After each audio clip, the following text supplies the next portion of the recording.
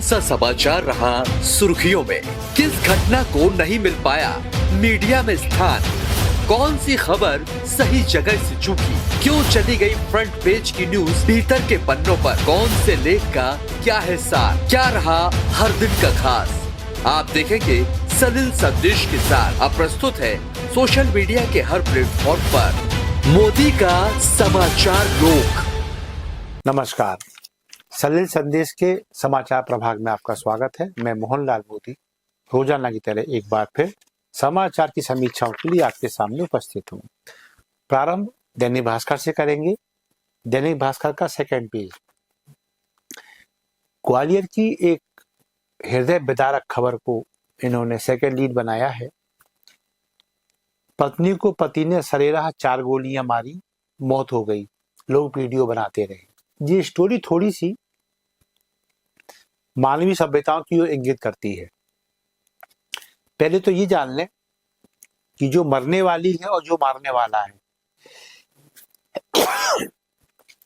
Sorry, ये आपस में पति पत्नी तो हैं, ना तो ये पत्नी पहली और ना ये पति पहला है।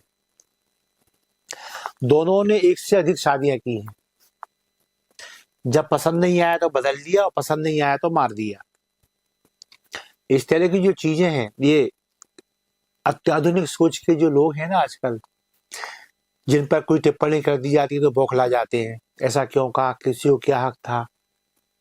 ये वही वर्ग है जो इतना आजाद हो गया लिव इन जैसे कानून के बनने के बाद कि बस कपड़े की तरह बदलते हैं मर्द औरतों को, औरतें मर्द को। ये शर्मनाक है। उसी का नतीजा है ये कल कि ये लड़की अपने तथाकथित पति के खिलाफ एक साइबर क्राइम का केस रजिस्टर कराने गई थी और वहां से जैसी बाहर निकली इसको धर लिया और 4 गोलियां इसको मार दी। ये इंतहा है। हालांकि घटना बिल्कुल विधि सम्मत नहीं है, लेकिन फिर भी ये आक्रोश का एक कहना चाहिए अमर्यादित आचरण है और इंतहा है ये सहनशीलता की। जब टूटती है तो फिर आदमी इस स्तर पर उतर आता है। आशय ये कि हमें अपने आचरण पर और अपनी ये अमर्यादित हरकतों पर अंकुश लगाने की आवश्यकता है। इनके परिणाम अच्छे कतई नहीं होते।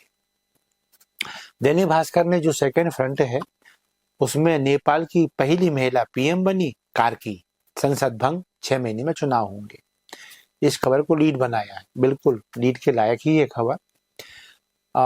ये बात सही है कि नेपाल में जो कुछ घटा वो काफी दुखद था। सुखद ये है कि समय रहते सेना ने इसको काबू किया और अब एक बहुत साफ सुथरे दिमाग की महिला नेत्री, अब मैं नेत्री कहूंगा चूंकि प्रधानमंत्री बन गई हैं वहां की, तो उनके हाथ में कमान है। और चूंकि कहा जाता है महिला सेंसिटिव ज्यादा होती हैं, तो वे पूरी संवेदनाओं के साथ जो नब्ज है नेपाल की उसको समझने का प्रयास करेंगी। 6 महीने में चुनाव का कमिटमेंट है। भारत तो सदैव ही पड़ोसियों का हितैषी रहा है, तो उसकी यही कामना रहेगी कि सुशीला कार्की अंतरिम प्रधानमंत्री के रूप में एक सफल नेता का आदर्श स्थापित कर पाए और 6 महीने में जो उन्होंने कमिटमेंट किया है उस अवधि में चुनाव कराने में सफल साबित हो। ये भारतीय शुभकामना अंडरस्टूड है। दैनिक भास्कर के थर्ड फ्रंट पर आते हैं। एसआईआर के लिए मध्य प्रदेश तैयार, अगले माह शुरुआत संभव, 65,000 बीएलओ की ट्रेनिंग पूरी हो गई है। एसआईआर सिरदर्द विपक्ष के लिए और एक चैलेंज इसी के लिए इलेक्शन कमीशन। लीड खबर बनाई है भास्कर ने थर्ड फ्रंट पर। एसआईआर एक अच्छा कदम माना जा सकता है। इसमें जो आरोप प्रत्यारोप लगते हैं इसकी गुंजाइश वैसे कम है, क्योंकि यदि निष्पक्ष समीक्षा की जाए इस प्रणाली की तो एक 30-35 साल का मेरा पत्रकारिता का अनुभव कहता है कि जब कोई बीएलओ शासन द्वारा नियुक्त, चुनाव आयोग द्वारा नियुक्त बीएलओ जब अपने बूथ पर काम करने निकलता है, कोई नाम काटता है या बढ़ाता है, तो उसके साथ में पैरेलल 2 बीएलओ और चलते हैं, उन्हें बीएलए कहा जाता है। ये बूथ लेवल एजेंट होते हैं राजनीतिक दलों के। तो चूंकि मध्य प्रदेश में भाजपा कांग्रेस ही प्रमुख रूप से यहाँ सक्रिय हैं, तो उन दोनों के बीएलए इस बीएलओ के जब साथ काम करते हैं तो हर नाम जोड़े जाने पर आपत्ति आती है और हर नाम काटे जाने पर आपत्ति आती है। और अंततः ये 3 लोग या 3 से अधिक, यदि पॉलिटिशियन रिप्रेजेंटेशन ज्यादा है तो ये सभी मिलकर इस बात पे सहमत हो जाते हैं कि हाँ, ये नाम जो कट रहा है ठीक है, ये जा चुका है यहाँ से, और ये जोड़ रहा है ये वैध है। तो इसलिए SIR के विरोध का कोई कारण बनता नहीं है। लेकिन राजनेता है, ये जो करने से थोड़ा है, और जानते हैं SIR को लेकर बिहार में जमीन आसमान इन लोगों ने एक कर रखा, जो कि गलत है। मानवीय संवेदनाओं, मानवीय ईमानदारी, मानवीय ट्रांसपेरेंसी को लेकर एक शर्मनाक खबर है। भास्कर ने इसको आखिरी पेज दिया है, ये अच्छी बात है। हालांकि सभी अखबारों में ये खबर कई सिंगल कॉलम 2 कॉलम में, भास्कर ने भी इसको लीड में एक DC की खबर बनाया है आखिरी पेज पर। अल्बानिया में AI बनी भ्रष्टाचार विरोधी मंत्री। ये मनुष्य के लिए इसलिए शर्मनाक घटना है क्योंकि अल्बानिया की बात की जाए तो वहां का जो शासक है वो मनुष्य द्वारा बरती जाने वाली ईमानदारी से हार चुका है, ये खबर कहती है। और यह अंततः उसने एक मशीनी मानव का वर्जन तैयार कर लिया है और उससे अपेक्षा की है कि ये अब इसमें कोई राग द्वेष, अपने पराये का भेद नहीं करेगा और ये भ्रष्टाचार को मिटाने में सफल साबित होगा। भारतीय राजनीति में भी देखें तो स्थिति कुछ ऐसी है। करप्शन इतना बड़ा हौवा बन चुका है कि अब तो विपक्ष भी करप्शन पे बात कम ही करता है, क्योंकि हम आम में सभी जैसे हैं। तो कुल मिला के यही है। हमारे यहाँ भी पहले किन्नरों का उपयोग हुआ था और आश्चर्य किन्नर जीते भी थे, लेकिन जैसा कि हम जब सभी जानते हैं कि बहुत ज्यादा ईमानदार तबका राजनीति में देर तक नहीं ठहर पाता। अपवाद स्वरूप कुछ लोग ठहर गए, वो अपवाद ही कहे जाएंगे। बल्कि ये बात सत्य है कि भ्रष्टाचार को लेकर अब मनुष्य से निराश है। ऐसे में पहले किन्नरों का आना, मनुष्य तो किन्नर भी होते हैं, लेकिन किन्नरों का आना कि कम से कम ये किसके लिए भ्रष्टाचार करेंगे, इनके तो बच्चे औलादे खानदान कुछ है ही नहीं है, इनसे उम्मीद की गई थी। लेकिन एक कहना चाहिए सामाजिक परिवेश में उनको हूट किया गया और फिर वो चुपचाप अपने बैक टू पवेलियन हो गए और अपने पारंपरिक कार्यों में अब वो संलग्न हैं। तो अब पत्रिका पे आते हैं। पत्रिका का जो सेकंड पेज है वो फर्जी सिमों का मामला है। 800 रुपए तक फर्जी सिम बिकती है जो फर्जी तरीके से एक्टिवेट की जाती है। और सबसे बड़ी बात यह, मध्य प्रदेश में जखीरा पकड़ा गया है। साइबर क्राइम में इसका उपयोग जम के हुआ और आतंकवादी गतिविधियों में इन सिमों के दुरुपयोग होने की आवश्यक शंकाएं हैं। चिंता की बात यह कि मध्य प्रदेश से काफी सारे जिले इसमें आए हैं और इसमें जब गुना शिवपुरी जैसे छोटे जिले भी आ जाते हैं तो फिर ये चिंता का विषय हो जाता है कि ये छोटे जिलों में ये हालत है तो फिर बड़े महानगरों में कितनी दुर्गति हुई होगी इस मामले को लेके।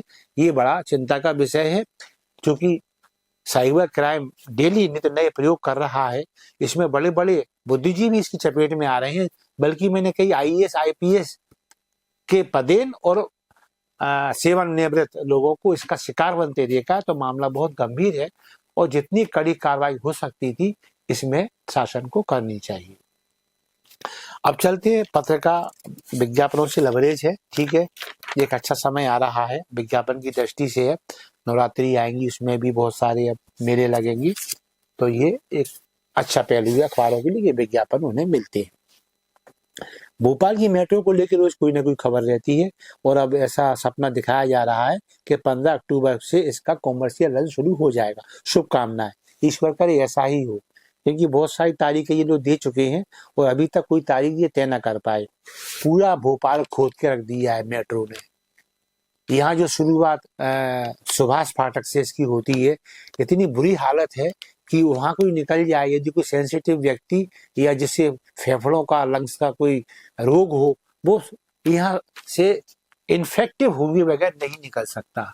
सड़कों पे इतने गड्ढे, इतनी धूल है कि अच्छा। दूसरी बात ये कि मैनेजमेंट को लेकर, एक अलाइनमेंट को लेकर जो क्वेश्चन उठाए गए हैं पत्रकार द्वारा वो जायज है। मुंबई का मैंने मेट्रो का या लोकल ट्रेन का जो वहाँ नेटवर्क देखा है वो काफी अध्ययन के बाद तैयार किया गया है। हर स्टेशन पे वाहन का स्टैंड है। भाई आखिर कोई आदमी वहां जब आएगा तो वो पैदल तो आएगा नहीं। यदि किसी पब्लिक ट्रांसपोर्ट के माध्यम से आएगा तो फिर वो मेट्रो में क्यों बैठेगा। यदि कोई आदमी एक स्टेशन के लिए आ रहा है तो वैसे उस वाहन को वो 2 स्टेशन के लिए हायर कर लेगा, क्योंकि मेट्रो भी इतना सस्ता साधन तो है नहीं है। लिहाजा पहले मेट्रो को अपने समस्त स्टॉपेज स्टेशनों पर वाहन स्टैंड, 4 पहिया वाहन, 2 पहिया वाहन, इनके स्टैंड की व्यवस्था करनी चाहिए। यदि ये इतना कर पाए तो ही इन्हें सपोर्ट मिलेगा, वरना पब्लिक ट्रांसपोर्ट के सारे कोई स्टेशन पर आए और फिर ट्रेन में बैठी, ये बहुत भारी पड़ने वाला है। और मुझे लगता है इस बारे में अभी मेट्रो ने कोई तैयारी नहीं की है। असफलता का सबसे बड़ा ग्राउंड उसके लिए अवेलेबल है, इसलिए अच्छा है कि वो थोड़ा और लेट कर दे। बहुत लेट कर चुके हैं, लेकिन हर स्टेशन पर वाहनों का स्टैंड होना आवश्यक है, तभी थोड़ी सी संभावनाएं पैदा होंगी कि हाँ, भोपाल में मेट्रो सफल हो जाएगी। पत्रिका का ये थर्ड फ्रंट है। यहाँ आगर में भाजपा नेता 9 किलोग्राम केटामाइन से बनाने वाला था 350 करोड़ की 72 किलो एमडी ड्रग। सत्ता पक्ष का नेता, ये कलंक है राजनीति के नाम पर, और जब इस सत्ता पक्ष के लोग पकड़ में आते हैं तो पूरी सरकार बदनाम होती है। मैंने कुछ पहले भी कहा था, सत्ता पक्ष हो या विपक्ष, अब वो समय आ गया है जैसे इलेक्शन कमीशन चुनाव के दौरान एक एफिडेविट लेता है, एक घोषणा पत्र चाहता है कि लिखो इसमें कितने क्राइम किए, कितने हुए, कितने दर्ज हैं, कितने प्रचलन में हैं, कितनी संपत्ति है। मेरे ख्याल से जब सक्रिय सदस्य किसी पार्टी के बनाए जाते हैं तो अब उनको इस सावधानी बरतने की आवश्यकता है, वो भी अपने होने वाले सदस्यों से इस तरह की जानकारियां सार्वजनिक रूप पर प्राप्त करें, ताकि ये जो ट्रांसपेरेंसी कम हो रही है ये बनी रहे।